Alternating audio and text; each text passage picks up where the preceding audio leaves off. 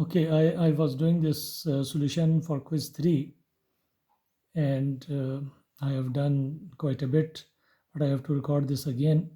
So basically, let me start again. So in the quiz 3, the first question was, there was a second order differential equation with an inhomogeneous term, which is a polynomial in T, and there was 2 written here and no x here. So you must make this correction, because without this x, we have not studied actually this type of differential equation. So basically this was the correction you should make and clearly mark it. And then you would have noticed that there were no initial conditions given. So although you could have assumed any initial condition, but when the initial conditions are not given and you have to assume something, these are the easiest initial conditions that you can assume. Why? If you assume this initial condition, you are going to get the homogeneous solution equal to 0, and you can skip doing that as well. So you can solve for a particular solution and say this is the solution. So let me show you that if by taking by these initial conditions, which are known as the homogeneous initial conditions, then how the homogeneous solution becomes equal to 0. So for homogeneous solution, basically we take the same differential equation and make it equal to 0. Uh, the homogeneous solution is the solution to this differential equation. And we try xt is equal to e raised per rt, and then we know that when we put this thing into the equation, e raised per rt will factor out, and we will be left with this thing, and we can use the quadratic equation to solve for the two values of r.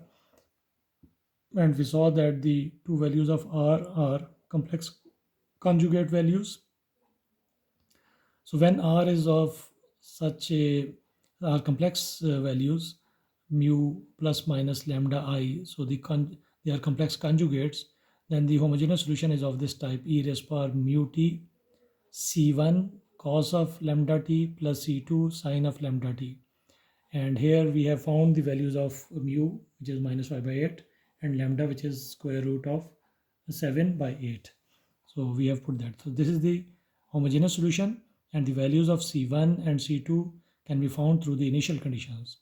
But the initial conditions are 0. So when at t is equal to 0, if you put t is equal to 0 in directly in it, then x of 0, which is 0, e raised power 0 becomes 1, cos of 0 becomes 1, sine of 0 becomes 0, so C1 is 0. So putting t is equal to 0 gave us C1 is equal to 0. And then if we take the derivative of this thing, and then we will get, so the derivative of x at t is equal to 0 is 0.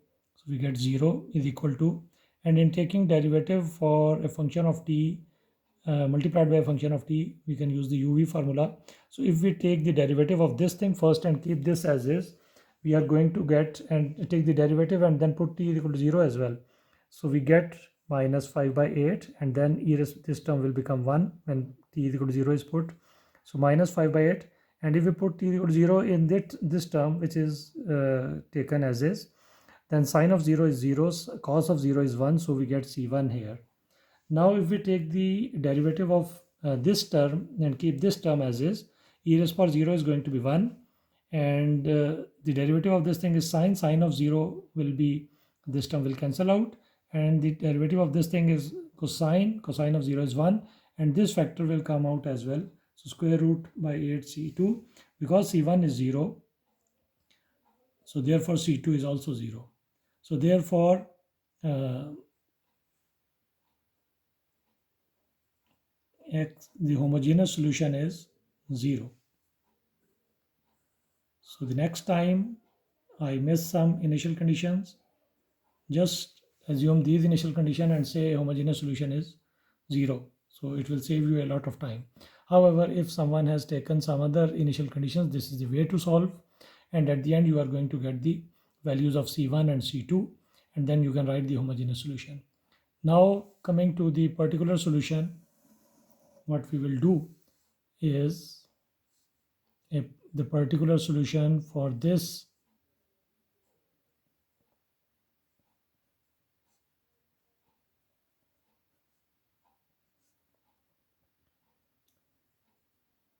differential equation, let us try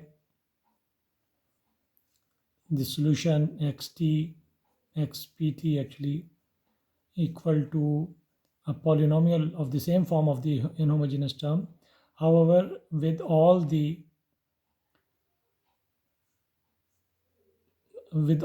powers of t smaller than this and smaller than this, so t square, t1, t0, and take some constants here, because finding the values of these constants is what is going to give us a solution. So if this is a solution of this differential equation, then we put this into this to get to find the values of a, b, and c. So if we take the second derivative of this whole thing, we are going to get 2a, so 4 into 2a, plus the first derivative of this thing, which would be 2at plus b, and then this thing, the solution as is, at square plus bt plus c is equal to t square. So here some terms will have t square in it, some t, some constants, and here we have only t square. The t square has coefficient of 1, t has coefficient of 0, and the constant is 0. So we can equate both sides to get three equations, and we can find the value of a, b, and values of a, b, and c. So for example, if we look at all the terms that have t square in it, there is only 2a that has t square in it, and here on that side it is 1. So for this side to be equal to that side, the coefficients of each term of t on this side must be equal to the coefficient of that term on the other side. So 2a is equal to 1 implies that a is equal to 1 by 2. So knowing the value of a now, we would gradually be able to solve for the other values of other constants b and c. So let us take all the terms that have t in them and take their coefficient only. So we have 10a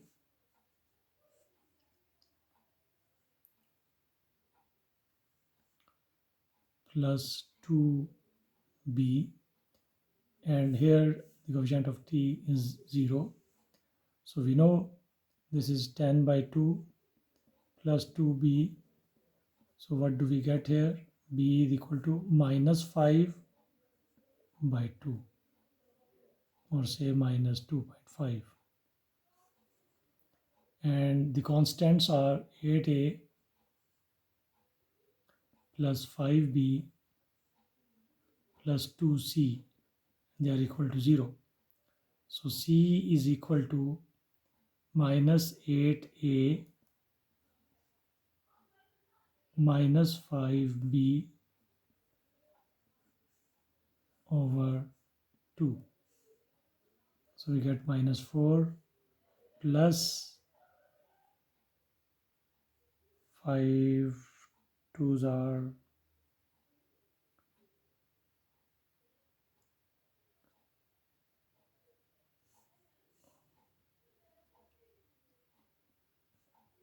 12.5 over 2.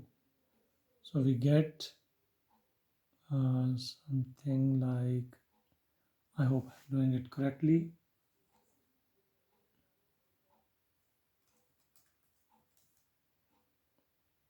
Yes.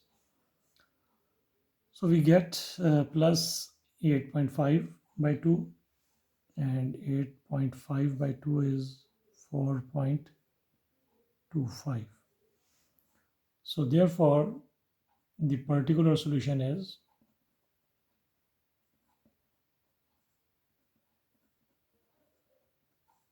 A, which is 0.5 t square minus 2.5 t plus 4.25, and the general solution, which would have been equal to the homogeneous solution plus the particular solution would be the same thing, because the homogeneous solution here, because of the choice of the initial conditions, is 0.